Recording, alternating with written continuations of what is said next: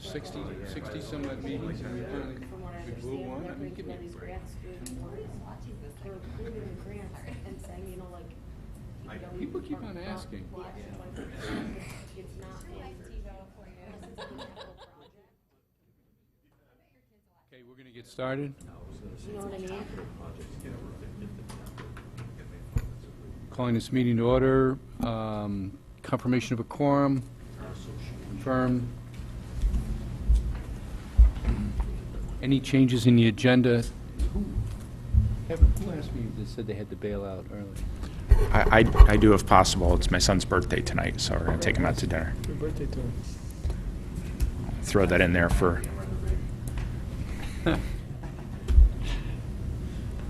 We'll have to review the minutes. If there's no objection, I'd move Kevin's report up. Yeah. No objection? Thank you. Yep. Review and approval of the meeting minutes from 8/25, August 25th. I'd entertain a motion that the reading be waived and the minutes be accepted. I'll second it. I'll make a motion. Made and seconded. Any discussion about the minutes? Hearing none, all in favor? Aye. Against? Review and approval of the meeting minutes from 9/29. I'd entertain a motion that we waive reading them and they be accepted. Motion made, seconded. Any discussion, corrections, additions, edits? Thank you. All in favor of acceptance? Aye. Thank you. Against? Thank you. So we're going to move the agenda up and ask for our report from DeStefano and Chamberlain as item 6. So Kevin, do you want to lead us off on your project report, status report? Sure. Progress at the site has been very good, and I know Jeff will talk to the schedule, but in recent weeks we've seen a lot of carpentry activity, the exterior deck construction, the connecting roof between the part of the locker wing that had been built before the building was moved and the west wing. So the breezeway is now enclosed. Almost every piece of deck, stair, and ramp is built except for, I believe, one that's not gotten to yet. So the decking is down, the roof structure is up. They're right now working on the infill of the flat and pitched roofs between the existing building and the east locker wing, so we're almost watertight. Now that the building is back in place and the systems are being reactivated, now is when we're starting to find things that either don't work or are leaking or broken and need to be fixed. And every week when we have our owners and contractors meeting, we go over any field conditions that have arisen. So one of the significant ones has been the plumbing leaks that have been found in the existing hot and cold water system. And at this point they're almost complete with fixing everything. So we have kind of the light at the end of the tunnel on what that extra cost is going to be. So there have been things like that that have come up that have had to be addressed on the fly as we go through the project. But Shawmut's been good about bringing them to my attention, bringing them to the committee's attention at our weekly meetings, at least as far as Jim or whoever else is there. Richard sometimes comes to the meetings. The structural work, as I said, the framing is almost complete. The connection of the building to the foundation is almost complete. We were waiting on some additional adapter brackets from the existing original steel columns so that we could bring the bolts out and have drilling access. Those were going in today when I was there, so I expect that'll be done soon. Exterior siding, windows are going in. We've been working on a few little aesthetic details as they come up as far as the marrying the trim and the roof overhang and the eave detail from the existing building to the new building. So I think it's looking good. A lot of the systems are going in: sprinklers, plumbing, electrical, HVAC. There's really not that much HVAC. It's mostly plumbing, sprinklers, and electrical.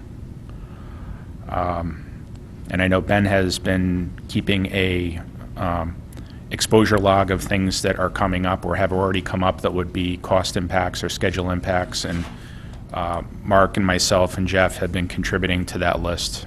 So I'll defer to him to go through the list, but I can answer any questions on it for things that have come up.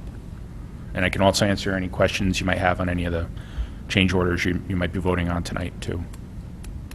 From a quality control standpoint, where are we? I know we've talked about some issues.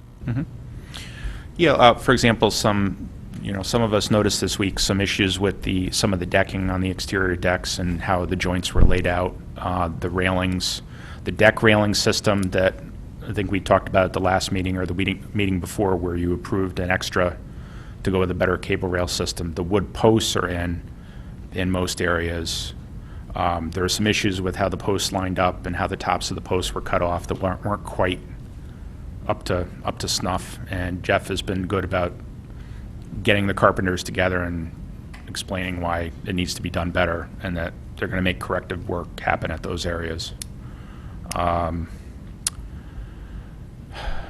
Tell us a little bit about the mechanical and electrical engineer visits. Yeah, so on our team we have mechanical and electrical engineers, John Hoffbauer and Bob DiMarini. They're both going to come to the site Tuesday after our regular meeting and do a site inspection of the systems work that's going on so far. And I know there's some questions that Jeff has been collecting from the trades, so we can kind of pepper them with questions while they're there, and they can take a walk through of the existing building. There's some questions that came up relative to the gas, I know, as far as whether we had the correct emergency shut-off switches in the kitchen. Questions about the fire alarm system now that the subcontractor has pulled his fire alarm permit. Just making sure that the system that's in place meets all the fire marshal's criteria, which we believe it does, but we just want to go through his comment list to make sure everything's addressed. Questions? We have exposures that, I don't know how much time you have, but I think if we go to Ben next and talk about some of these exposure issues while you're still here. That would be a good idea, I think. Yeah. And we're going to hit things like this installation question and so forth you have on your list. Yeah, we do have the list inside of our own information for you tonight. Sheriff, did you want to go through it line item by line item? Yeah. I'm going to ask the committee's approval to move this agenda around a little bit and bring Colliers in right after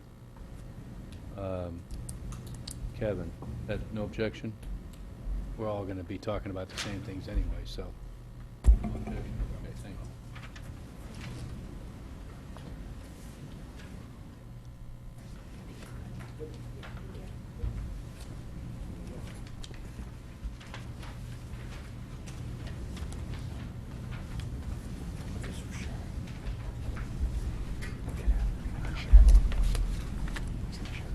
So I think if you would start, I don't know what your presentation order is, but if you could start in a way that you had any questions for Kevin and then bail out. Sure. So if you flip to, this would be a page, the third page in here, it's labeled pending exposures at the top of the page. So this page, these are the possible exposures that we have captured. This is through being on site, being at meetings, RFIs, hearing things from the construction manager, from the designer of record. These are things that we picked up. There are some of these that are actually getting tabled tonight, but the ones that are not tabled tonight are things that may turn into potential costs of the project. I'm not sure, Jim, if you want us to go line item by line item here.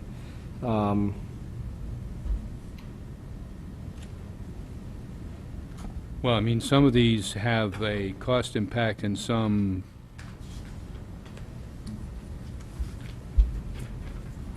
are credits. Yeah, there's a combination of credits, there's a combination of ads. The bottom line at the end there, highlighted in yellow, is the aggregate total exposure that we are potentially seeing on this project to date that's above and beyond the contract work. A lot of these, for instance, if you start with number 27, we have things like structural retrofit collars that Kevin has designed just from field conditions. Most of these are field conditions. Next one down is temp fire alarm devices, which there were more than what was anticipated in the building that had to be removed. So DeStefano and Chamberlain had sent a directive out with their electrical engineer to remove those additional temp fire alarm devices, and that's required for code and for getting a CO. We've had to make some changes to the transformer pad. This is your UI requirements. They came out to the site, and the transformer pad had to have some revisions done to it in order to satisfy their requirements.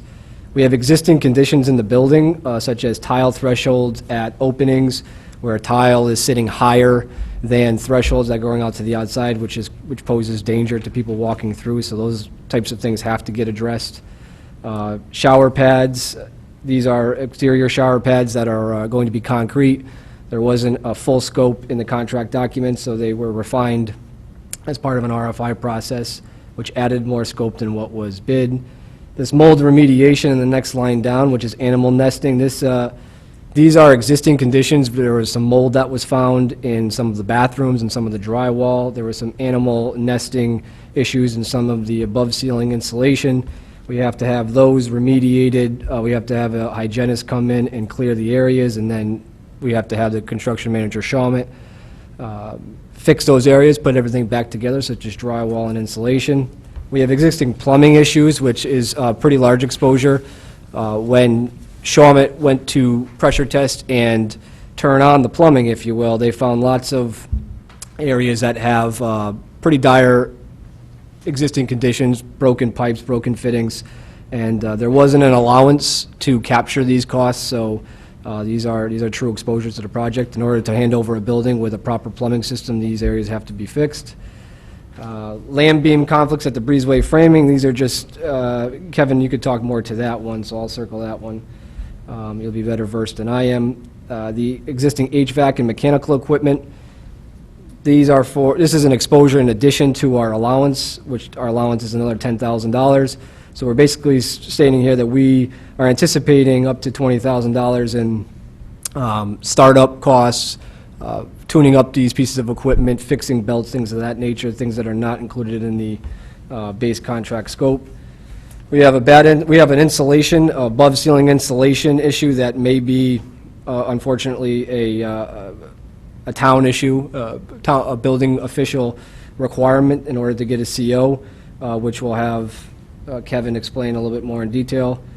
Steel bonding is just electrical bonding. This is a result of changing the undercarriage of the building, the design of the undercarriage of the building, which is a pretty typical. We sent out an ASI, or Kevin sent out an ASI for rebuilding the underside of this building, and there's just some unintended consequences. This is one of them. We have potential pre-construction costs that is being vetted out by the Finance Subcommittee in Shawmut. We have it on here because it is a potential exposure to the contingency. The Bioswale Landscaping, this has a lot to do with the fact that the committee has not approved the Bioswale Landscaping that was in the contract documents, because this was broken out as an allowance. However, in order to get a certificate of occupancy, you can't have an area where you just have eroding soil, so there's going to have to be something, and at a minimum, it looks like topsoil and matting, some sort of biodegradable matting. So those costs are pretty accurate, because we do have some pricing on that. This next one is just additional electrical engineering costs that DeStefano and Chamberlain has absorbed at the request of investigating the fire alarm system. This was eventually rejected by the committee in terms of the scope, but this incurred some additional engineering costs. We have another exposure for more engineering possible expenses for DeStefano and Chamberlain's help at the direction of the building committee here to help with FEMA correspondence and advisement. Town and Recreation requested 2 additional hose bibs on the building, so we have an exposure for that. We have some credits here that DeStefano and Chamberlain has spearheaded, and that's having the fiberglass doors to keep those as is and to not replace them as shown in the contract documents. We are pursuing a back charge to Shawmut for STL testing coring at where we had low breaks at grade beams. We are going down the road of trying to maintain and keep the existing beadboard ceilings in some areas of the building so we could save costs there. They're perfectly functional. They'll need a little bit of tinkering, but we think that we can keep them, so that would save money. Kevin is going down the road of putting together a scope for a credit to eliminate the overhang, the additional overhang ceiling that is next to the concession area. This was actually a request from the town of Fairfield Recreation Department. They wanted to have some open space that wasn't covered. ASI number 7 is a directive from Kevin for site revisions. We have some lighting and electrical changes as part of another directive sent by Kevin and his crew. We have some framing issues or changes that may pop up as part of a supplemental instruction. We have some curbing and we have water heaters that are in the locker room building that are above ceiling, and their concern was that if those ever had a catastrophic failure, that we would have catastrophic flooding in the locker room. So we're looking into options to mitigate that in the future. We have some flooring and some subflooring in the janitor's closet that looks like it's rotting and needs replacement, which wasn't a part of the original scope, so that would be an additional cost. We believe that the kitchen does not have an emergency gas shutoff switch, and so by that fact, we have this as an exposure because we're pretty certain we need one for a CO, and it's just a good idea to have one to begin with, just in case there was ever an issue in the kitchen. You'd want to be able to shut that gas off quickly.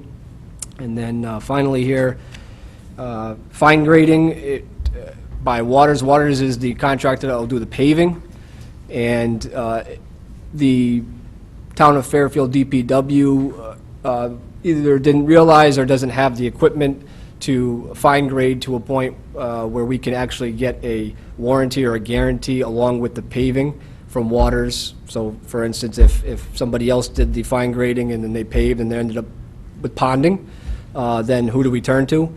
You'd think it'd be Waters, but if there was issues with the fine grading, that could pose problems. So that is down there as an potential exposure as well. The next page just only has 2. These are deferrable. These are what we classify as nice to have, not a need to have. That's why we labeled them down as deferrable exposures. Bioswale Landscaping, which has already been pushed along or rejected at this point, we put that down just as a deferrable cost. It doesn't factor into our pending exposures on the last page. And then the town of Fairfield Recreation Department has on many occasions brought up at meetings acoustical paneling in the great room. Again, the nice to have, not a need to have, so we put that down as a separate deferrable exposure. So I did the best I could to explain these. If Kevin, if you have any other, or Shawmut, if you have any other explanations or detail, or anybody has any questions, I'm sure. Kevin, I've asked the same question. Do you have anything while you're with us here? Have anything, before I go to the committee, Kevin, do you have any input on any of these? Sure. Yeah, I think Ben did a good job covering all the items. I'll just add to a few of them.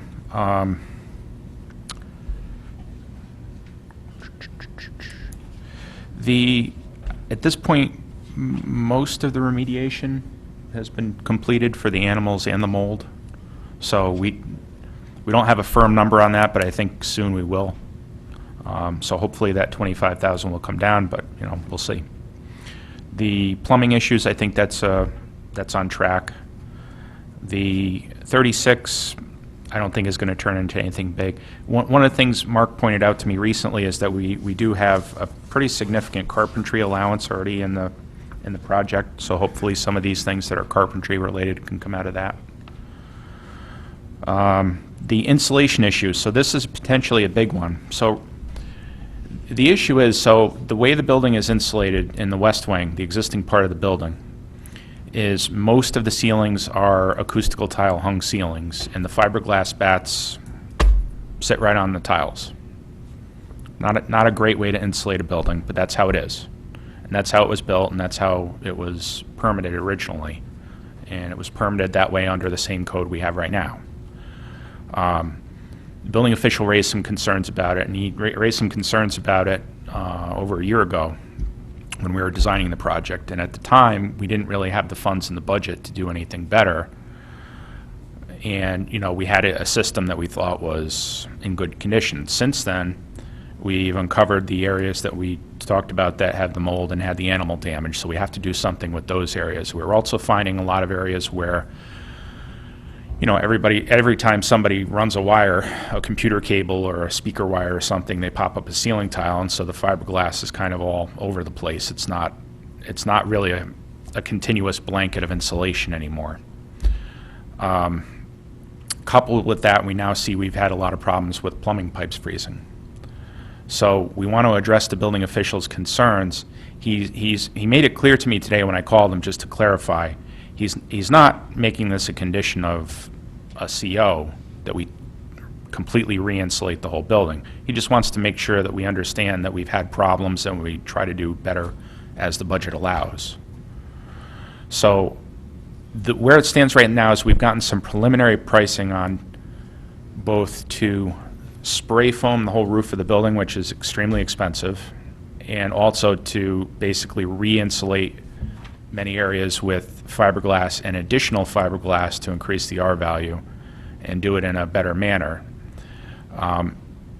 That's not really nailed down yet. I walked through the building today with Jeff, and we tried to put our eyes on it a little bit better, and because each area is a little bit different. The bathrooms have sheetrock ceilings, so they're really not as much of a problem as the hung ceilings. And there are certain areas where there's no trusses right above the ceiling to really hang any fiberglass off of because it's stick framed. So I think what it's going to come down to is I'm going to have to prepare a design drawing for how we would go about this so we can price it more accurately. But it should remain on the list as an exposure for now.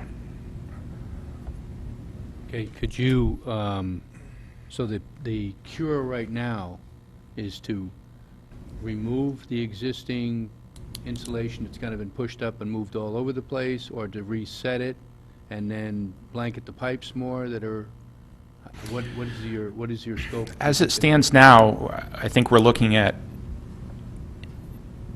in the areas where we have the hung ceilings and the sheetrock ceilings, where it's feasible, we do the fiberglass. But I think there are going to be some areas where we do have to spray foam, because there's really no other way to do it. So I would like to come back to the committee after we vet this further with the design and with them costing it out more precisely, hopefully with better pricing than we've seen based on really no design, Right. Okay. and discuss it further. We know it's an issue. It does have to be addressed. You know, we just have to do the best job we can at protecting the building from future freeze-ups is really the criteria. Okay, are there others on this list that you want to address? I don't think we'll be looking at 5,000 for the additional engineering time for FEMA. So what that was entailing is there were some hiccups in the FEMA reimbursement process with the project worksheet, which is the big master document that's like a contract the town signs with FEMA for the reimbursement formula. Some things in it were inaccurate, and plus the final design had never really been given to anybody with the state or FEMA, which we didn't find out until March, that they didn't understand the project they were getting. So we've gotten that back on track, but it has involved a couple of letters from FEMA with RFI questions that we've had to answer, and we've had to justify why the design we have functions and is in conformance to the flood regulations. So there's this master response that the town attorney has put together with our input and with Joe Michelangelo's input and Jim Went's input, and I believe that's going out tomorrow. It's probably more than you want to know. No, I just saw the one letter. We're trying to keep some distance between ourselves and FEMA and funding, but Kevin's response is very professionally put together and prepared and submitted. Appreciate it. Anything else on this list, Kevin? What do you think about these two credits? Do you think that the elimination of the roof and the elimination of the beadboard is... So let me explain the roof. When we were designing the project, there was some back and forth about how much deck it was needed. And one of the things we did was eliminate some of the expensive structured deck in favor of boardwalks, which now we don't have in the project because we don't have a bulkhead and so forth. But the structured deck we have, you know, one of the criteria from Recreation was to maintain as much covered deck as possible, and that people who didn't want the covered deck could go down on the sand. Now that Jerry saw it built, there's this one area where we widened the deck outboard of the concession stand, and he saw it and said, well, you know what, there's no reason at all we need to put a roof over this. It's fine just the way it is. So, you know, they were the ones that asked for a covered deck, so if he doesn't think this one area needs to be covered, let's not do it and let's save the money.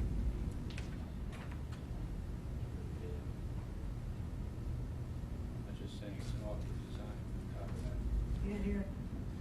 Said it's an awkward design on top of that, isn't it, the way that roof It's not a perfect marriage to add on to it. I mean, we did kind of walk through some of the kinks in the fascia boards and roof overhangs, and we could make it work, but it's even easier to make it work without the roof going on there, so. So, my original question was on these two credits. Are they appropriate, or we have more to do on them, or? So there was that one for, I know Mark is working on credit pricing. Some of it he has, some of it he doesn't yet, so that's still ongoing. There was that one. There was the one right above it, where we have this expansive beadboard ceiling outside of the restrooms and near the concession stand that we're thinking, we still have to confirm that there's no impact from any sprinkler issues we might find, but we're thinking we don't need to replace it at all. It can stay, be cleaned, the joints can be caulked, the boards can be resecured where they're loose, and we can save a significant amount of money. Again, that's not, there's no hard number available yet for that, but I know Mark's working on it. And then there was one other thing, which I think is part of one of the other ASIs down below, was we had shown a column to be shifted by the concession stand because we thought it might be too much of a pedestrian pinch point where people are getting their food. And again, now that everybody sees it up and built, nobody thinks we need to do it. So that's another easy place to save money. It's actually folded into one of the ASIs. Is it ASI number 8? Give us a I believe line- it's ASI line number 8 that Mark's working on. What line item is it in, or will it be in?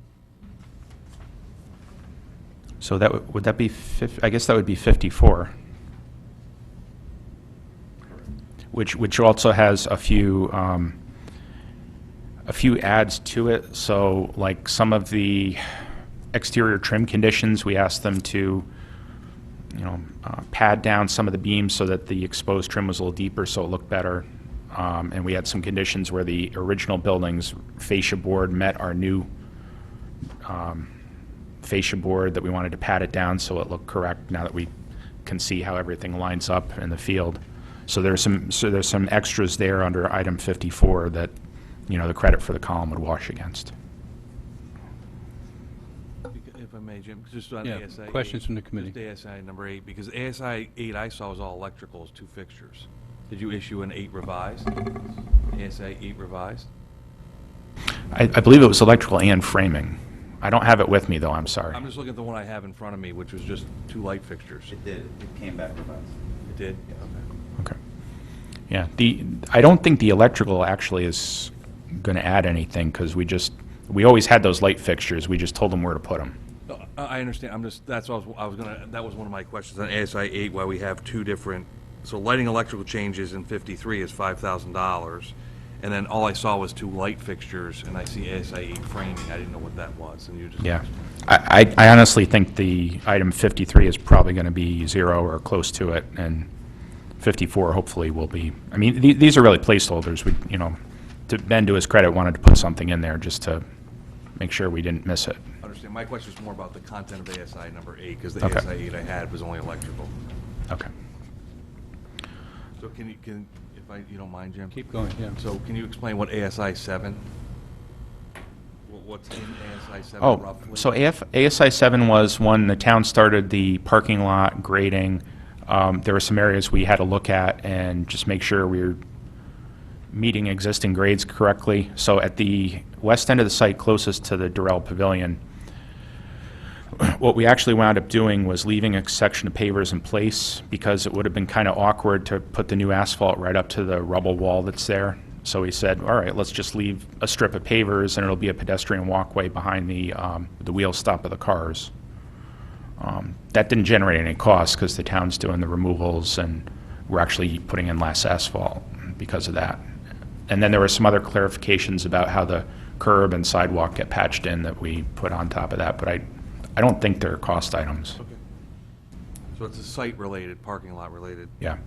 And then there was the old poles and ropes that kind of were in front of the site. So at the two ends of the site, we don't need them, and some of them are rotted, so we're just not going to put them back. I think it was last meeting we talked about, you were looking or investigating options for the piers that, the low-strength concrete. Yes, Where we land on that? We haven't taken any further action on that yet. We still only have the 28-day breaks. I was kind of hoping to hedge my bets and get a 56-day break that might be better. How'd the 28 days look? Well, they were below the design strength. They're not below the design strength enough that we would really want to go down the road of removing them, but we might want to mitigate it with, I think I explained either a sealer or some type of jacket. But nothing's, you're waiting for... We haven't done anything yet on it, though, no. But it won't be forgotten. Those costs wouldn't be a project cost, right? I wouldn't think so, no. Steve, do you have some more on this list? Because your input on this would be great on this. No, I was just exposure. trying to understand some of the detail behind it as sort of some of the ASIs. So, back to the beadboard ceiling and the and the not including the roof, you're working on those credits? Yeah, I did just get some today, and they're in my inbox as of like 4 o'clock this afternoon, but I haven't vetted them yet. I had questions from the committee regarding this particular document.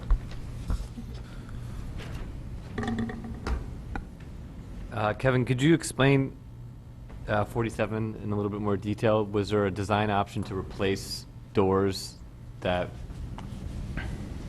was declined sort of upon Well, further examination, or? When we did the design, most builders will say, oh, it's not worth saving something. Let's just, it's cheaper to buy something than to pay a guy to take it out of a building and put it back in. That, Right. that's kind of the general guidelines we were working under.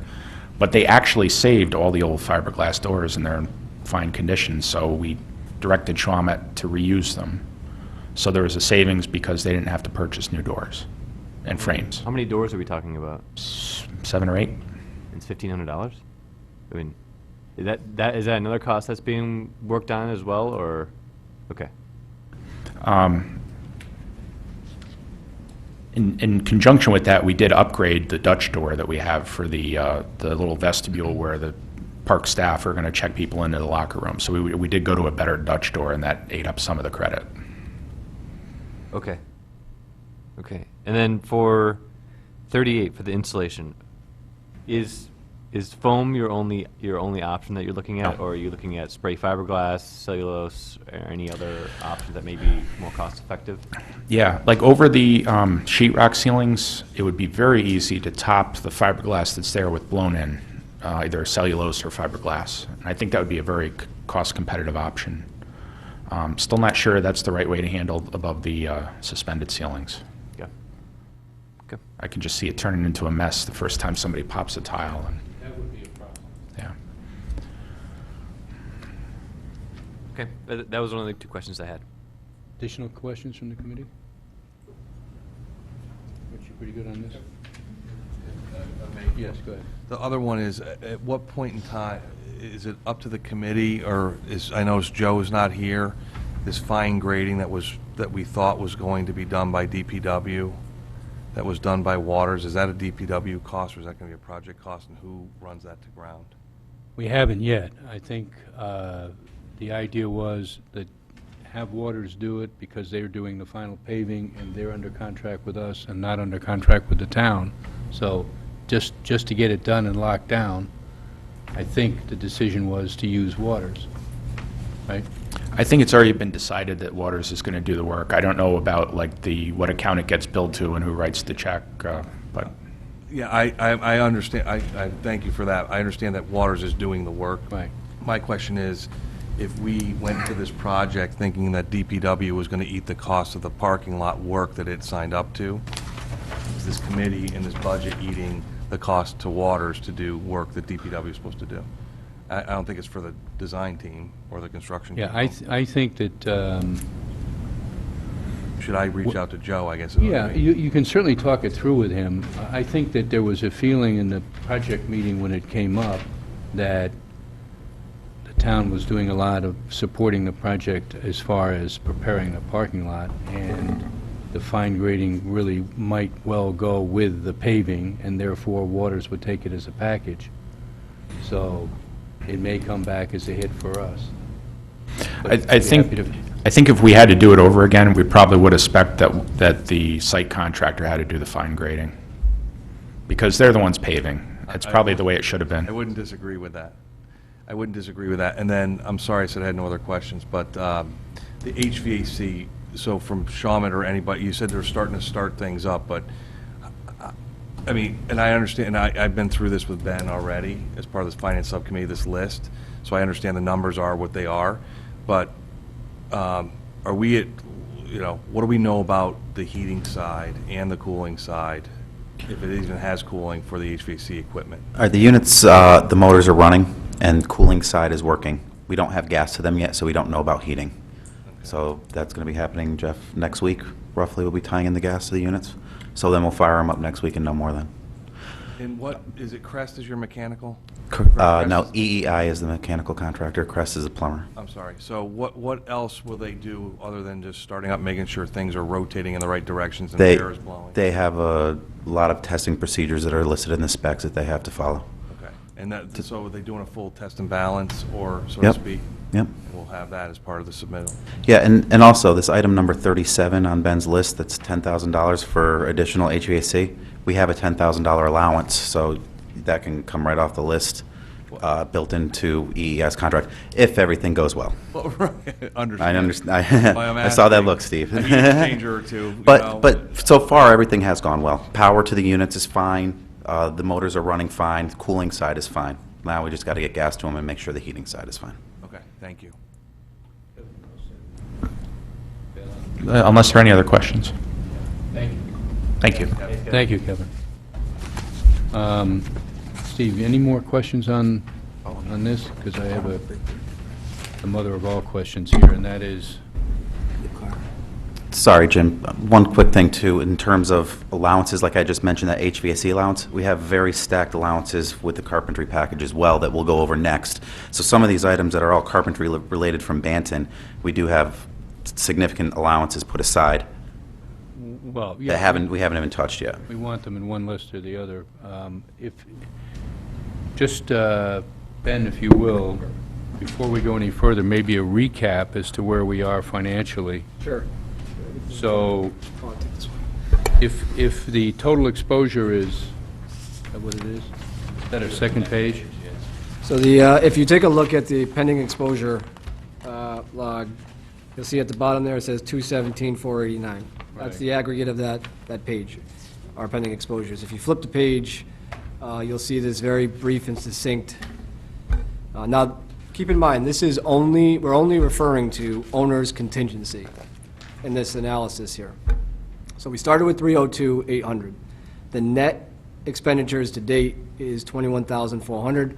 Right now, we're trending at 15,800 in overages and soft costs. That may or may go up or down, but so everybody understands how that works is there's a budget for soft costs, and some items are well under and some items are well over, and at the end of the project, we'll be able to reconcile that, but we have to assume that every budget line item is going to hit its budget number. So as today, we're trending 15,800 in overages, but at the end of the day, it might not be that much. But for this example purposes, we say that we're over by 15,800. So if you take 302 and subtract 21,400 and 15,800, physical remaining contingency right now is 265,600. These are rounded numbers.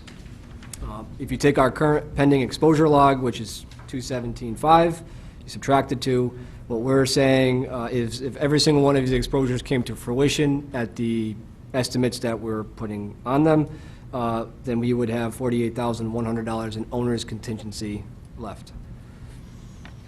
So 48,100, and just humor me a little bit here. You have an allowance, remaining allowances Right. Yep. of what? Handout.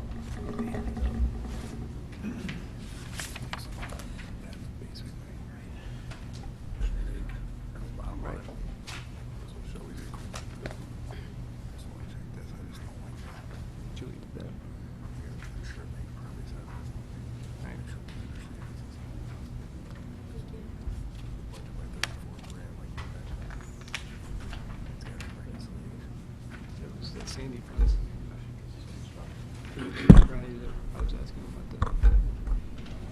All right, the first page is our overall construction contingency to date, what I've written PCIs for. The last two haven't been approved yet. I believe one is up for approval vote tonight, which is the band premium time, and then the lightning protection PCI that I sent in, I believe still needs a little further review. But this is everything we have to date for our PCIs that I've written against our contingency. So we started with 270,000 roughly. We still have 249,000 left.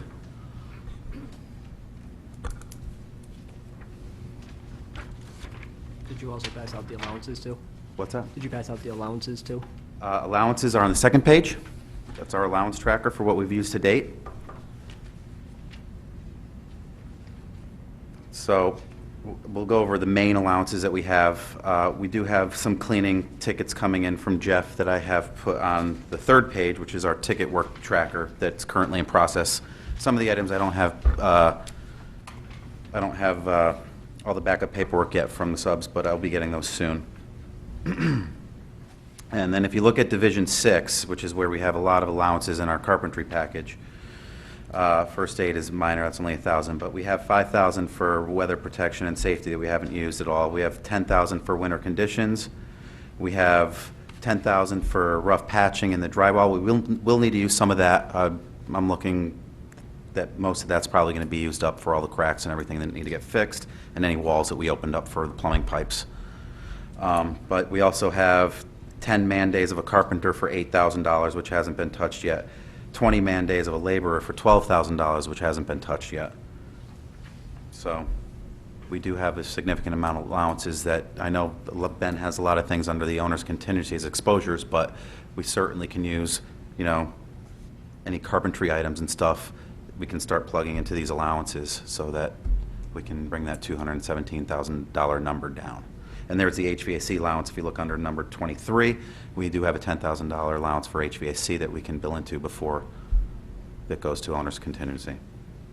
Electrical, we're pretty much at our allowances.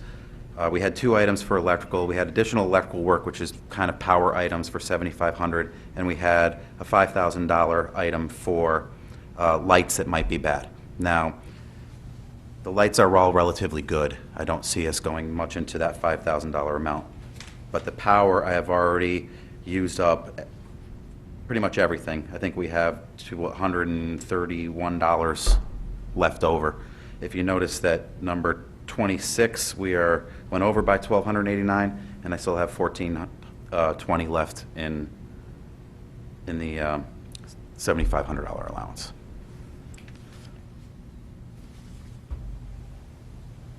Now, we do have a few items that need to get fixed in the parking lot, but it's not a major exposure. I was going to ask you about that. There was a question about the wiring to the light poles. I'll let Jeff speak to that. He's currently working on it. Yeah, so one of the things we did before we paved the parking lot and looked foolish cutting it open afterwards, we did trace out all of the wiring, all the existing lights in the parking lot around the perimeter. That includes the path up on the Durrell side. There's some lights up on top of that wall that are powered off of our building. So after we traced everything out, made sure the guard shack's going to fire up and those lights are going to work, it kind of came to our attention that the way the system would have assumed to have been run, where everything came out of the junction box in the guard shack and fed the lights from one pole to the other, is not the way it was done. So, not to get too into it, but there's a pole box right by the guard shack, and a set of wires comes out and it feeds the lights on the west side, and then they kind of daisy chain from light to light to light. That side's fine. Then on the east side of the entrance, from the pole box, it goes to the first light, and then it disappears. The wires come up into the next light in line, but the wire that comes into that pole is not from the previous light. It was from a source that we have no clue where it came from, where it went, where it was. So what we are going to do is we have a simple remedy. We have enough circuits in that first box, or that pole box, that we are going to go into the first pole, and when we do our revetment, the town agreed that they will scratch out a spot for us, we'll run a conduit, and we will re-pick that up. It should be a minimal cost, but our main concern was, all right, we're paving the parking lot in a week or two. We really dug into making sure everything was good. We traced the wires out, we tested them out. We also have a couple of light fixtures on the Durrell side, which we have power to. One of the light fixtures is kind of a rogue fixture. It's almost like a lantern type fixture. It doesn't really match the rest. That's kind of fallen apart. It's sort of pieces and parts falling off of it. The wires are hanging out of it. So we're looking at a replacement for that. We actually have an extra light fixture that is not being used that we can use to match that, so it would be a simple matter of some labor cost. And then the fixture next to it, which does match all the others, it's very unprofessionally run. The wire kind of goes into the little housing on the bottom, and the housing doesn't sit down because the conduit sticks into it. So there'll be some repairs on that we'll have to do it, but most of it is going to be minor. So there were some site lighting issues. We think we have them pretty much addressed, and the cost for making those right will be minimal.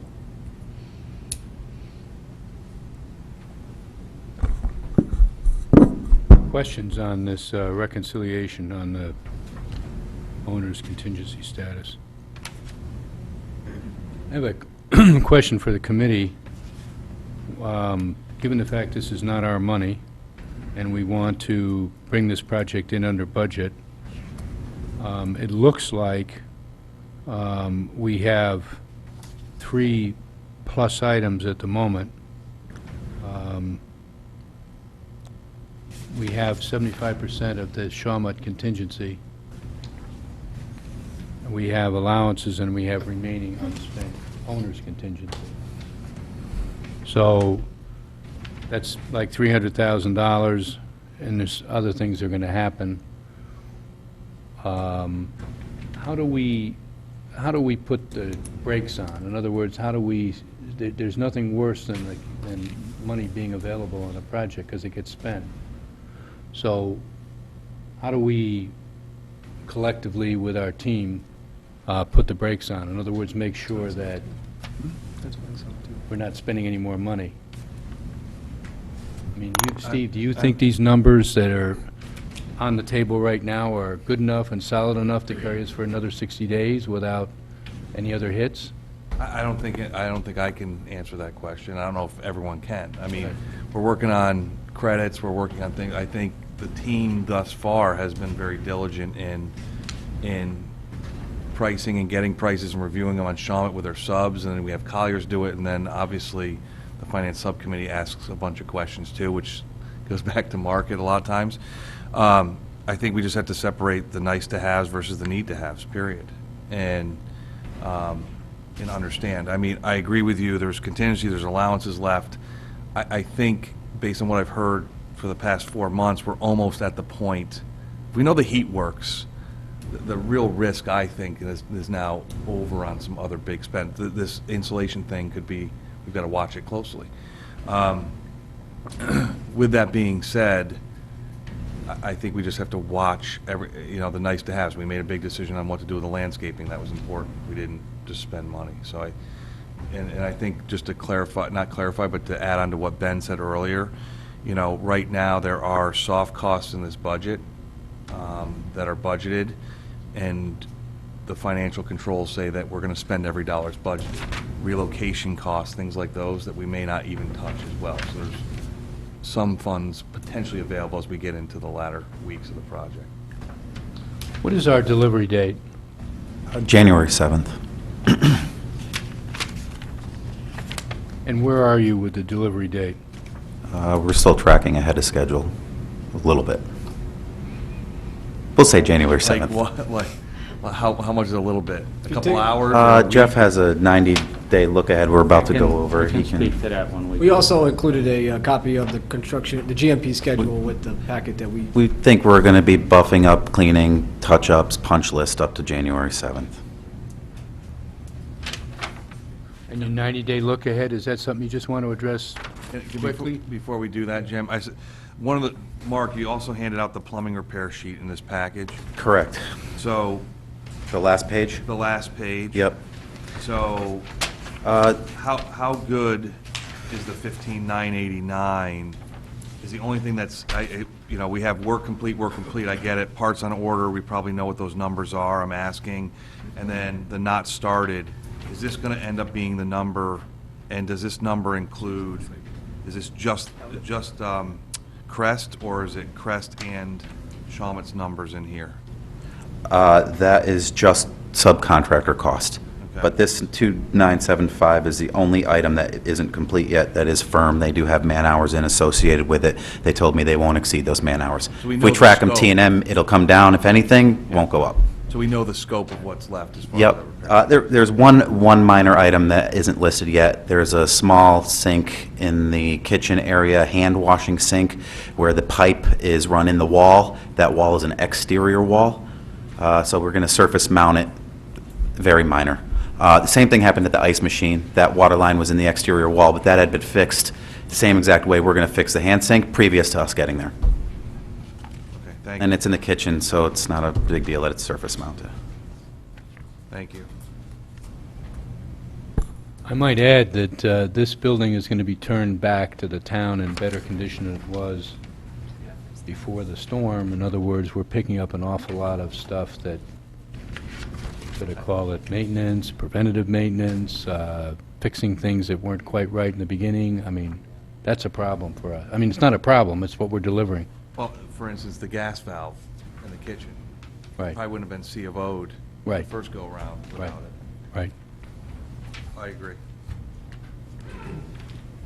So, I just want to go back to that question, lost my sheet. Steve, with your help and with the committee's help and with your help on the Collier side, we've got to really act like there's no more money so that we can get everything done and protect the remaining funds that we have. So I think that's going to be, so just because it's there doesn't mean that we're going to spend it. I would just answer at the last committee meeting that the Finance Committee had, that was exactly the philosophy that we adopted, that we have no more money, that we're spending minimal, whatever has to be spent. That said, what do you see as far as risks? I know you've, it's all here on your sheet, as far as your potential. Is there anything else out there that is hovering around that just you hear or see or observe or read between the lines? I think the only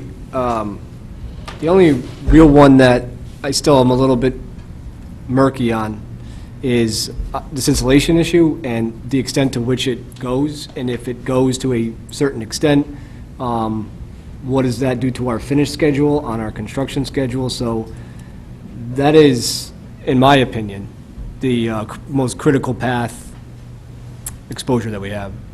So one of the things that to control that cost would be to button down the scope, which is where, sounds that's where Kevin's going. Kevin's been working, we've been in communication. I know they have almost daily. I know that Kevin is working with the building department. And we're patiently waiting for a resolution to be made, and then once it's made, we can assess, costs, and then how do we make sure we still deliver this building on time and take care of it. That's the biggest exposure in my mind. I don't know about you, Chuck, but Going with you. right. It's a big one. And that, you feel the same way? Absolutely. How's the deal going with the town as far as prep for paving?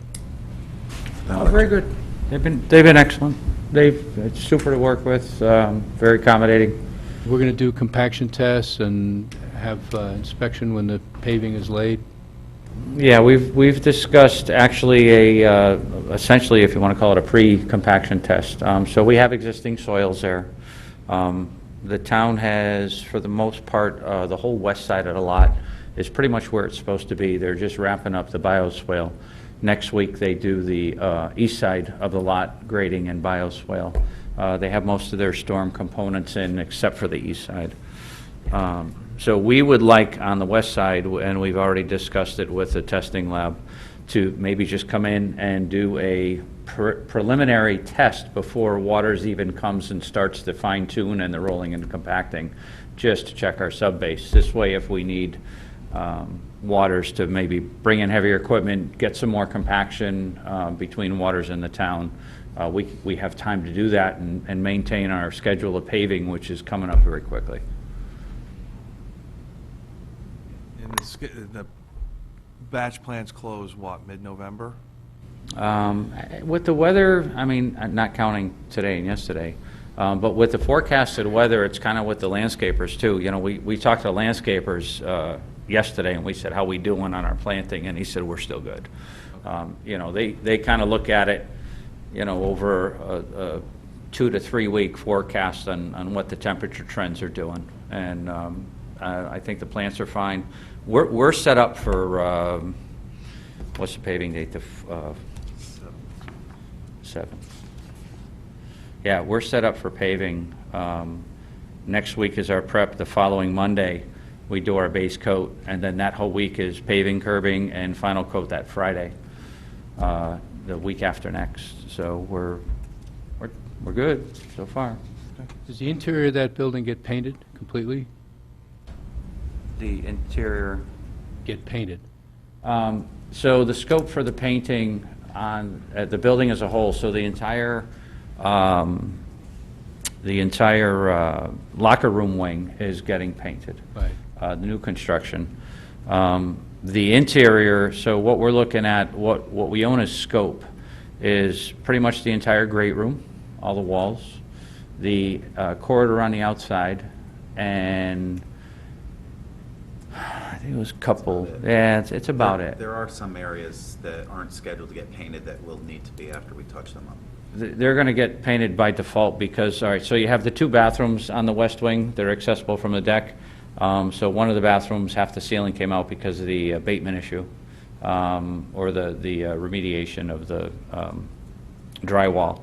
That'll have to get painted. So that's going to, I guess it depends on what bucket you want So to Ben, you don't have call a, it. do you have, what are we carrying, an allowance, or do you, where do I find this issue? I do So- have allowances for, an allowance for painting. Right. We have an additional 40 hours towards painting. So the amount of painting that's, I've talked to Kevin, I've looked at drawings, the amount of areas that are not getting painted are pretty minimal.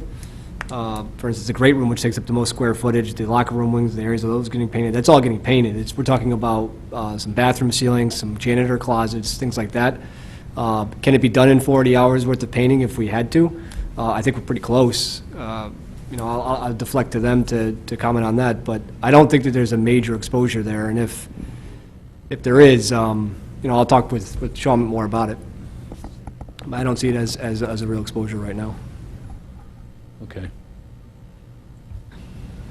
Questions? So you're saying in 60 days, you're going to completely clean up, paint out, fix up the interior of that west wing? Yeah. Pending resolution of the insulation.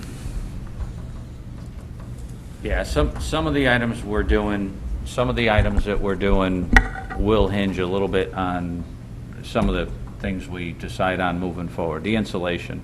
So we don't want to come in and do all the painting, and then all of a sudden we're ripping all the ceilings down, taking insulation out, because you'll be repainting the walls. So I mean, we're going to hold off on those items. In other words, we're not rushing the painter in any spot that we know we might have future work that's still on the table. But I just look at all the miscellaneous sheetrock, patching to go, the great room. Yeah, then you got the areas like that. wainscoting on the bottom of that. I mean, Yeah, there's a lot that can be done that aren't going to be insulation issues. Yep, Yeah, that'll get done. and that's all being worked on. What is the timing for the installation decision? Like, what's the timeline we're looking at for it? Yeah, that directive from DNC is exactly what we're going We have to see what the scope is. I think that's the big, so Kevin and I walked through there, as Kevin said today, and we looked at each individual space and the requirement, and they're all a little bit different. And that's something that Kevin's going to have to kind of give us a directive. Different as far as physical, like logistics problems, or different so- requirements from town? So some of the bathrooms on the west wing off the deck, not the internal bathrooms, but off the deck, so those seem to have insulation R30 with vapor barrier. Some of it needs to just be cleaned up, and then we would have to tent over some of the piping to capture that. So that would almost be minimal. The issue there is getting to it. There are low trusses. You would have to get some very tiny to climb through the trusses to kind of do some of that work.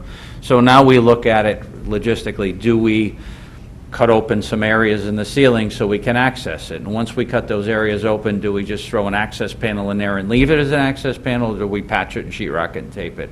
So all those details have to be kind of, I would say, carefully thought out. Look at it as a cost, on a cost basis. What makes the most sense? What's the most feasible to do? And how do we start proceeding with it? Why do, maybe it's just me, is there some background noise about the availability or attitude or willingness of the installation contractor, or do we have an installation contractor? Because it sounds like the pricing and the, We do. He actually met with us on site and went through a meeting with me and Kevin, and we started looking at things closer. And one of the reasons why Kevin wants to give us a better directive is because what he pointed out that day. So they're very actively involved. They're actually giving opinions. the opinions are great, the money is what I'm talking about. So how was the installation bid? What was your expectation? What was the bid package for installation? The bid, you mean the original, what was the got bid to the scope? public? Right. What does this guy think he walked into? Fixing the insulation above the 2x2 where it was disturbed from people going in it, and that's it. We had some replacement. There were certain square footage of replacement figured into his bid as well, but. Ben, are you picking this up? I have not seen a proposal. I've only heard from hearsay. No, are you talking original bid from the public I'm bid? talking about whether this is the right person, whether the contractor has the right attitude. Oh, the whether new you're- scope. You're what, talking about the new on scope. the new scope and how it's going to be priced? So- Because this has so- been dragged on for like 3 or 4 weeks, and I'm just trying to figure out why. Well, spray foam insulation came back very costly. I think it came out about $180,000. Bad insulation came close to what Ben has it for exposure for it, about 70 grand. We haven't seen the proposal yet, so we really can't comment on the validity of it yet. Does but- the town or the construction manager have any options to go back out as far as the scope changing as materially or dramatically? Well, what we did is I sent an RFI in this 4 days ago or so, questioning code that scenario of draping the draping the bad insulation up and over pipes and laying it on top of a 2x2 ceiling would meet code, and that the town of Fairfield would be satisfied with that fix. So I haven't gotten an answer to that yet, and that's why Kevin is now is working with the town and Tom Conley as to exactly what he will accept. Well, then, I thought For the fix. Kevin said tonight, at least if I heard him correctly, that it's not a code issue per se. Correct. The town isn't holding it as a C of O issue, they're holding it as a performance and long-term Correct. maintenance issue. And that's, what he said. I don't have that response back on my RFI, which would be the legal document for our Right. contract. When I get that response back that says this meets code and will be accepted by the town of Fairfield, So, The issue is it the insulation that's there, and I think I understand what you're trying to ask, and I can answer it. Is the insulation that's in there right now to code? It's not to code. So it was insulated, and as I said, every area is different. So some of the bathrooms have R30 with a paper face, and it's sort of laid in there, it's not bad, has to be fixed up. But then you go into the kitchen area. The kitchen area is unfaced insulation, which it should be faced insulation because it's to an exterior. And we can't even tell if it's R30 or not because we actually found areas where it has R30, so the small electrical room that's in the front storage room, right off the great room. So we went up in that ceiling, and what we found was we found R30 insulation, which is typically 12 inches. We found R30 insulation that was paper faced that was maybe about 3 or 4 inches thick, and it had the R30 paper on it, but we know that that wasn't R30. So we think that maybe some of that insulation got pulled off, they laid the R30 paper, and then maybe some of the other insulation got used in the warming kitchen. So what we're saying is that, kind of to your point, is the town saying that what we have there is fine? I think ultimately, if we put together a proper insulation program for the building, yes, we can probably get away with the fiberglass. But what we have there is not correct because it's varying layers of insulation. It's not all 30 or 38 or whatever their code is requiring right now, and it's not all vapor barriered, and it's all apart. So it seems like it would seem that it's a exposure that wasn't picked up during design. Like, that would effectively, that DNC sort of, I guess, underestimated the amount of insulation remediation that was going to be necessary.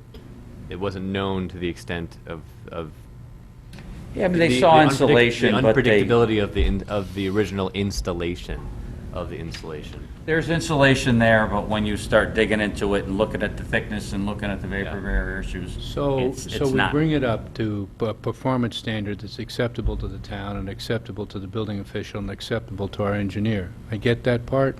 What I don't get is how miraculously, for some unbelievable coincidence, it's exactly the number that we're carrying. In other words, when you think about $70,000, you could insulate the whole building from scratch. And 20,000 square feet, the west wing, 23, what is the number?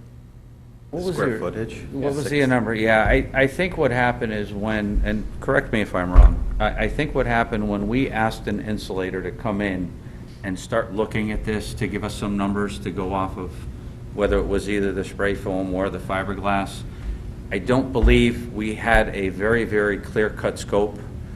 We knew the areas that needed insulation, and I think it was either figured that they had to replace most of it. In other words, I don't think anybody physically went up in the air, because a lot of the areas aren't super accessible. They came in, they looked, and they said, okay, the bathroom is 20 by 20, we need R38.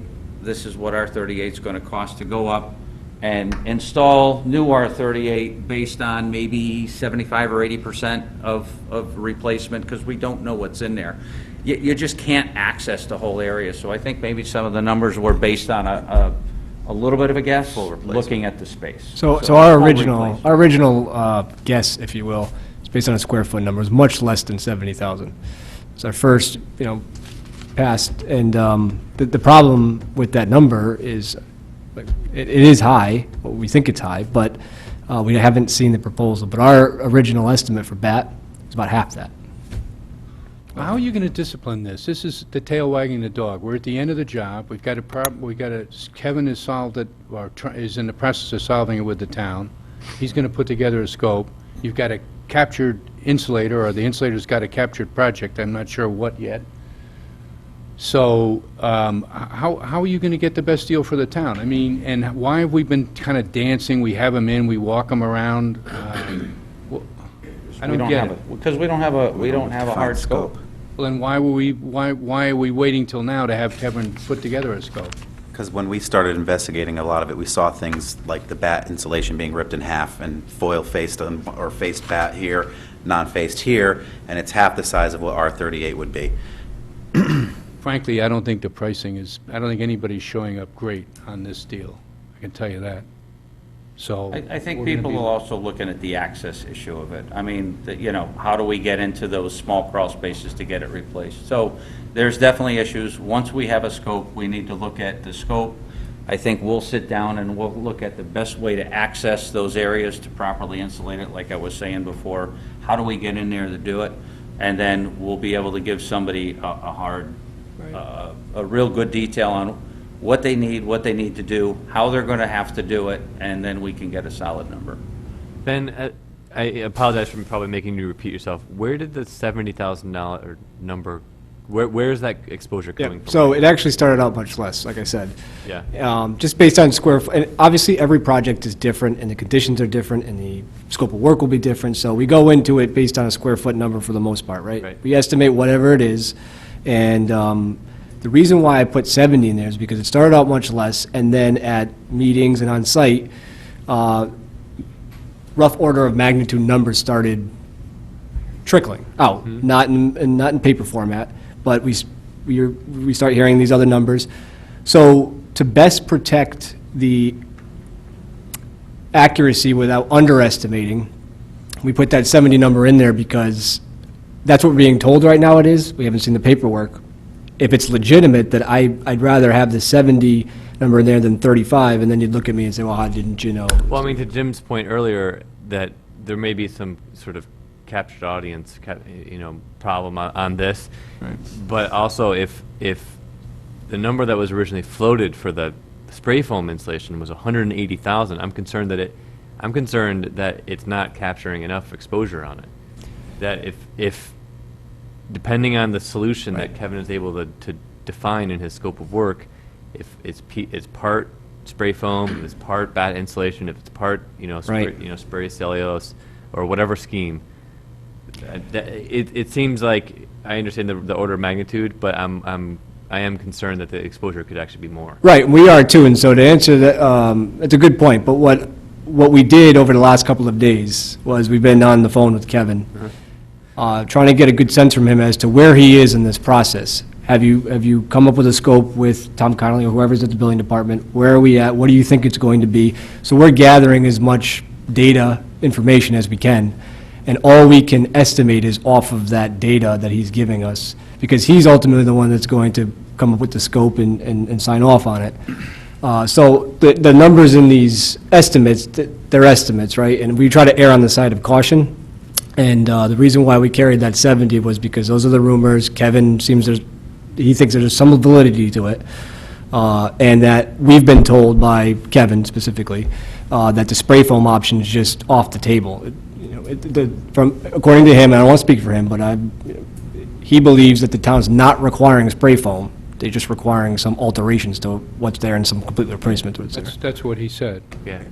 And the spray foam requires all kinds of bulkheading. The structure's not built for spray foaming, so to speak. Right. So it would be a nightmare.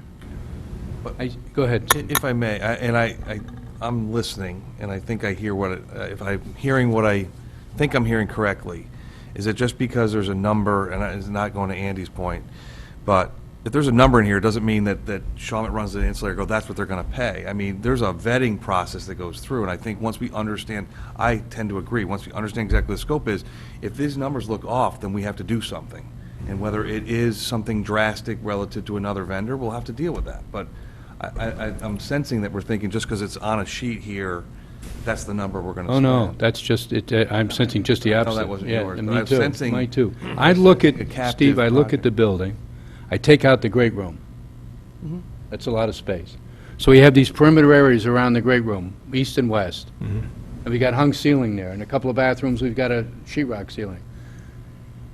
I mean, when you start looking at the minimum amount of area, it just seems to me to be a little crazy, because you could take all of the old out and put the new in, just the way you were insulating a normal building, like it was built new. I understand. I think we're putting too much weight on what's in this sheet right now. I'm putting a lot of weight on the fact we're going to hold the line on numbers. That's my big concern. I think nothing will change. I think, and again, I said before, Shawmut has been driving their subs. Colliers has been driving Shawmut to drive their subs even more, and then your finance subcommittee's driving Ben to drive them. I mean, a lot of what we present here at the committee, and I think everyone will nod and probably giggle, goes through 3 or 4 iterations before it even hits this committee for approval. A lot of questions are asked, a lot of things are checked. So I trust that that process won't change when it comes to the insulation number once the scope is defined. So I think agree, we're I agree with spending you, and I too- have great confidence in the committee but in the subcommittee. But this is sloppy, and it's late in the game, and it's late for schedule, and it's late for money. That's all. So, and I don't like hearing that, well, we can meet the schedule, but we've got issues with the insulation. I mean, I hope that doesn't come up again, because it's like, you knew about the insulation, so did everybody else. I had another question relative to insulation, and maybe it's for Kevin, but I want to raise it. Because it's not really about the insulation. So rough numbers, we're going to spend just under 20 grand on fixing frozen pipes, which were supposed to be blown out and everything else. And for some reason, I'm wondering, insulation or no insulation, and people get up in attics all the time, right? And even if we go cover pipes, these pipes will be uncovered. Is the piping system going to self-drain, or is it just a maintenance issue? And who can talk to us about, or is the town going to end up with another frozen pipe scenario because insulation's, the tenting of insulation over piping will ultimately be removed by some way, shape, or form. It's not a Shawmut problem. But what happens is I can't believe we're spending $20,000 to fix frozen pipes when the town was supposed to have blown out all these lines. So I don't know if the piping, did we correct that for the future, I guess, and it's more I probably think you had opinion than a- anything else. I think you had a dormant, I can let them address it, but to me, just listening to it and looking at the pieces and where the water ended up, I don't think it was blown out when the heat went off, but drained or blown There was no out. signs of any antifreeze or anything in the... Yeah, there was no antifreeze. We think that the system was drained. To what extent is the question. We know that a lot of the low points of the pipes Had water in it. are frozen. And it's, it's not mostly not the main, I would say it's not really the main lines right in the middle of where it would be easily drained. It's a lot of these were at the bottom of a wall or just before a fixture where the water would have been trapped. To answer your point on how we address this going down the road, as we have installed our new systems, as we've installed and made repairs to some of these pipes, we have put additional boiler drains, low point drains. The other thing, which is kind of going to, I think, be part of the, I hate to bring it up, the installation, we are looking at checking all the pipe insulation, resealing a lot of the pipe insulation. Some of the pipe insulation we noticed is, it's there, it's on, but there's gaps between the pieces of insulation. They're not properly sealed, they're not properly taped. The other thing that we did notice as recently as today with Kevin, when him and I were literally kind of crawling up inside, looking at the pipes, we noticed that there's a pipe here with heat trace, there's a pipe here with no heat trace right next to it. I think some of that has to do with the way they winterize the building, which we've recently figured out. It's not a simple system. It's quite complicated. When the building is used in the summer, the heat came from the main boiler that used to be in the garage, that big boiler, which is now a system that is over in the locker room. And then for those two outside bathrooms that are over on the west wing, they would shut that big boiler off. That would no longer provide hot water to those two restrooms. The hot water now had a bypass valve that opened up so that those restrooms got hot water to a hand sink only. I think the showers must have gotten shut off, but it got hot water to a hand sink, or the Bradley sink, from one of the heaters in the kitchen.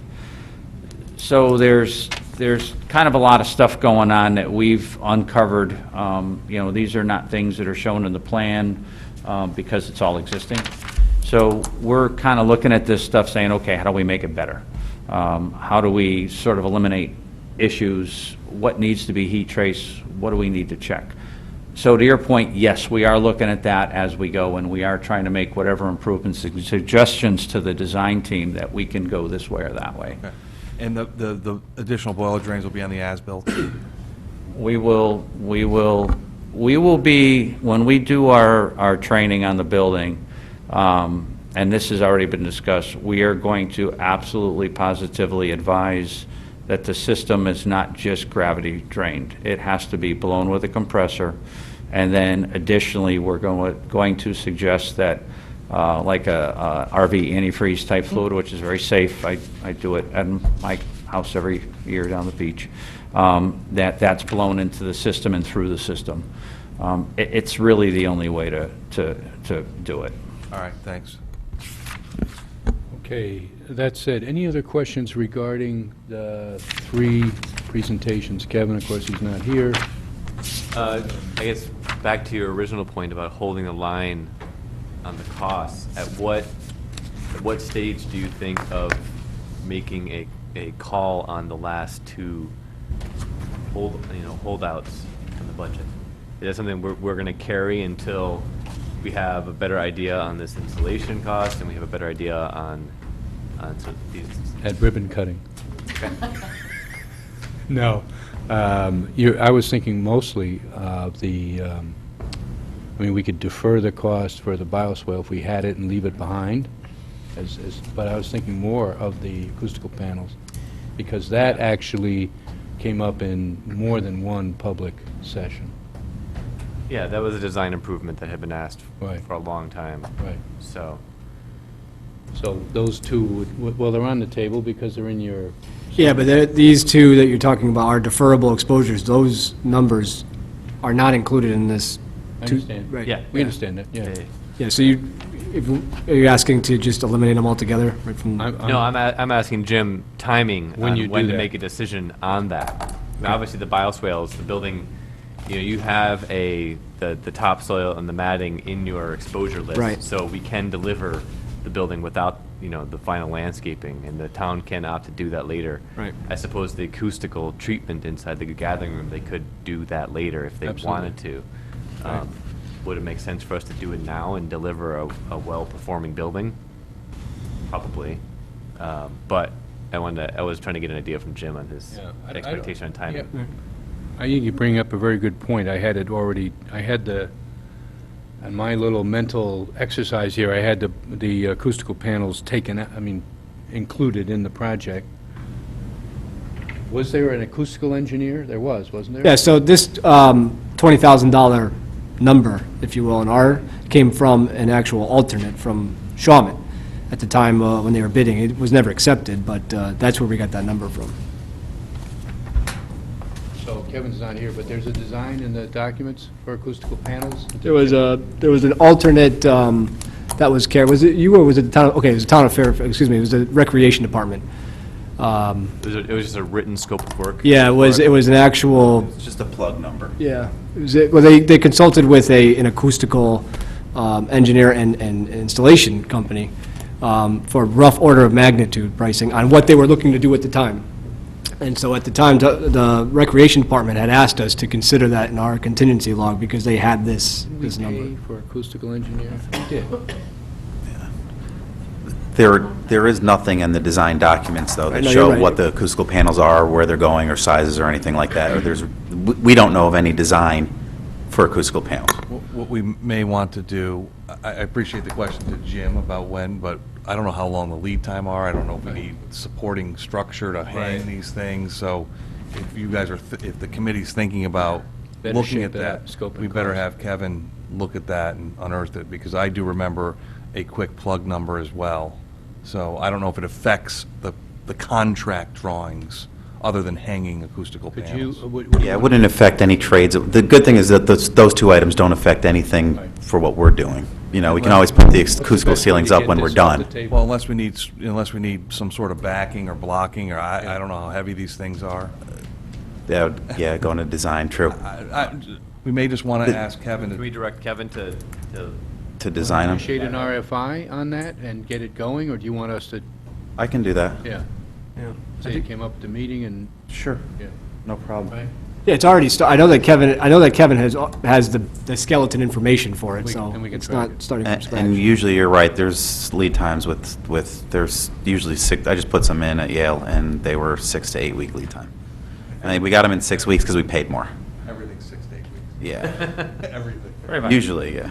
Jerry Lombardi's not here tonight because he's celebrating his retirement from, but he would be one of the individuals that was involved because I spoke to him about it in past occasions. Right. So, He has a lot of information on right, it.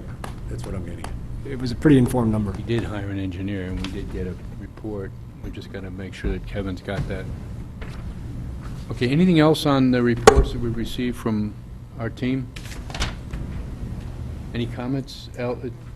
No, the only other thing that we added to our list here is the GMP schedule. That was the first, Yeah, document? so you could take a look at that. Our red line is where we are today. Anything highlighted in yellow is technically behind, but we don't foresee a risk right now to the actual completion date because those items that are highlighted in yellow, this is Shawman has resequenced these events. They have sequenced the construction of the locker room wing different. They actually built it differently than they sequenced it here in the GMP schedule. So you see this long, wide open white section after those items, and that's when they're doing it right now. So we don't see that impacting finishes or the overall completion schedule. But it goes to show you that for the most part, the project is where it needs to be right now. We get to our January 6th date. That's it. Okay, any other questions from the committee on the schedule? That said, do we have any change orders?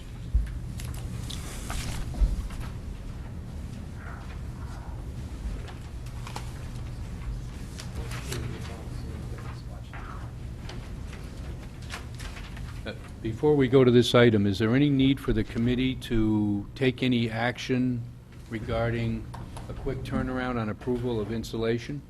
If it's going to have a serious impact, do we have a special meeting? Do we delegate the authority here tonight to the Finance Subcommittee?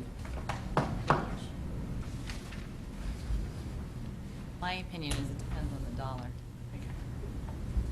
If the set, if $70,000 is what we have and it comes in close. My opinion is it depends on the dollar amount. So if we come in and it's around the 70,000 and we sort of understand how that fits into the overall budget, I'm comfortable with the Finance Committee dealing with it. If it comes in that it's going to negatively impact where we think we are now, I think the committee Get should together. have more of an input in, or at least to understand before we approve it. And as part of the Finance Subcommittee, I would probably have technical questions about what the scope is and not versus just the numbers. Well, I'm sure of that. I'm sure of that. I'm So, just wondering whether or not, I think we can, however the procedure is, we can review numbers, but I think I'd like to at least hear more about the design and what's really going to happen with this. So the next action in that item is Stefano and Chamberlain with a scope. And so that's the next action. Once that happens, we should be able to get that pricing, and then we'll, there's a lot of I will vetting. bring it back to the committee I think it's a Okay. significant enough item that I think Yeah. we can. with enough confusion. 2 weeks is gonna, Yeah. have another discussion in 2 weeks. Yeah, Great. I feel more comfortable with that. Thank you. Okay, who's presenting this? Or is this, what's our action here? Steve, is this your? You need a script? You don't know this by heart? So now we get to talk about invoices. So there's quite a few invoices and change orders up for discussion or review tonight, voting, I should say. The first is an invoice number 5789 dated September 30th, 2016 from DeStefano and Chamberlain. It's in the amount of $10,910. This is for their normal services per their contract through the construction period. It has been reviewed and approved by the Finance Subcommittee. We recommend approval and payment. The committee want to take these one at a time, or should we take the small ones down to the 26 99 as a group. Just take them one at a time. We've taken, Okay, I think in the past. we've made a history of taking them one at a Okay, time. I'd entertain so a motion regarding the approval of the $10,910. I'd make that motion. Seconded. All in favor? Aye. All right, thank you. Against? The next invoice is invoice number 5825 dated October 25th, 2016, in the amount of $2,250. Also from DeStefano and Chamberlain. This is actually, I think Ben mentioned this, it's on the log. This is professional services retained by DeStefano and Chamberlain by Eastern Engineering to do the study on the fire alarm system that the committee asked to have done to come up with a recommendation either to keep or change the fire alarm system. As you know, we as a committee said, no, we're not changing the fire alarm system. This was the work by Eastern Engineering. I may also add that for whatever reason, DeStefano Chamberlain decided not to add their 10% markup on it, so it's a pass-through of $2,250 from Eastern Engineering. The Finance Subcommittee recommends approval of this invoice. Make a motion to approve. All in favor? Aye. Against? Thank you. The next invoice is invoice number 16692, dated September 30th of 2016. It's from Colliers, our owner's representative. It's in the amount of $6,343.32. It is a combination per contract of the monthly fee for owner's representative services along with reimbursable expenses. The Finance Subcommittee recommends approval of this invoice. I make a motion to Made, approve. seconded. All in favor? Aye. Against? Thank you. The next invoice is from Special Testing. It's invoice number 30469. It's dated August 31st, 2016. The amount of that invoice is $5,515.11. This is for independent testing lab services as retained through contract with the town of Fairfield. This invoice is for concrete core testing, which, as we know, was deal with some of the concrete on the project site, and this has been reviewed and approved by the Finance Subcommittee. We recommend approval and payment. This is the standard. This is standard testing. None from the problem areas. This is from the problem areas, and this is one of the items on the list, the PCO log, about a credit back. But because we have the contract with Special Testing, we owe the payment. Yep. And there's discussions with Shawmut and O&G and Connecticut Concrete relative to the back charge. I'd make a motion to approve. Seconded. Made and seconded. All in favor? Aye. Aye. Thank you.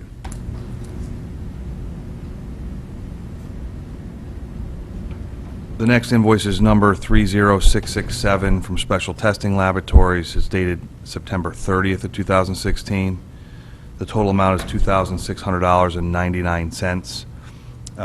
This is an invoice for third-party testing as retained by the town. It has typical concrete inspection, as well as the anchor load test the pull-out test that we authorized. That, again, that invoice is for $2,600.99. We recommend approval and payment of that invoice. Made and seconded. All in favor? Aye. Against? Thank you. The next invoice is the monthly requisition, invoice number 12 from Shawmut. It's through September 30th of 2016. The amount of that payment application is $440,472.49. That has been reviewed and approved as normal course, and we recommend payment of payment application number 12. Motion made and seconded. Second. All in favor? Aye. Against?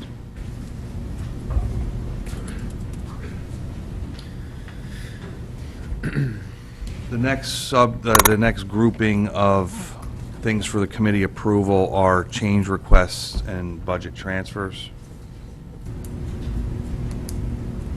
all with Shawmut. The first is change request number 9. This is in the amount of $7,331. It is involving the changes at the transformer pad per ASI number 4. We had discussed this issue before. It's on the log we discussed today. The backup has been reviewed and approved, and we recommend approval as change order number 9. Made and seconded, all in favor? Aye. Aye. Thank you. Against? Thank you. The next is change request number 12. This is the issue related to the additional bonding of the steel underneath the building. We talked about that earlier today in this meeting. The total amount of this change request is $2,516. It's been reviewed and approved by the subcommittee. We recommend approval as change order number 12. Motion to approve. Seconded, made and seconded, all in favor? Aye. Aye. Against? Thank you. The next is change order request number 13. Total amount is $3,398. This is for the work that was discussed earlier about the repair of the thresholds at the double doors, at 6 exterior doors, excuse me. And this has been reviewed and approved by the subcommittee. We recommended approval as change order number 13. Motion to approve. Seconded? Made and seconded, all in favor? Aye. Against? Thank you. The next one up for approval is change order number 14. This one is for $1,907. This is about the removal of the additional temporary fire alarm devices that were throughout the building that was discussed earlier this evening. As far as the scope is concerned, it's been reviewed and approved by the Finance Subcommittee. We recommend approval as change order number 14. Motion made and seconded, all in favor? Aye. Thank you. Change order request number 15 is in front of us. This is in the amount of $3,642. This is the work, or the amount of, the amount for the additional concrete pads at the outdoor showers that we discussed earlier this evening. 2 different shower pads that were not included in the original contract drawings. Therefore, we recommend approval of this change order request as change order number 15. Motion made and seconded, all in favor? Aye. Against? Thank you. The next one is change order request number 16. Change order request number 16 is in the amount of $1,335. It is related to Architect's Supplemental Instructions 06, which was the addition of 2 exterior hose bibs, obviously on the outside of the facility at the recommendation or request of the Parks and Rec Department. This change order and the backup has been, or change order request and backup has been reviewed and approved by the subcommittee. We recommend approval as change order 16. Motion Made and approved. seconded, all in favor? Aye. Aye. Against? Thank you.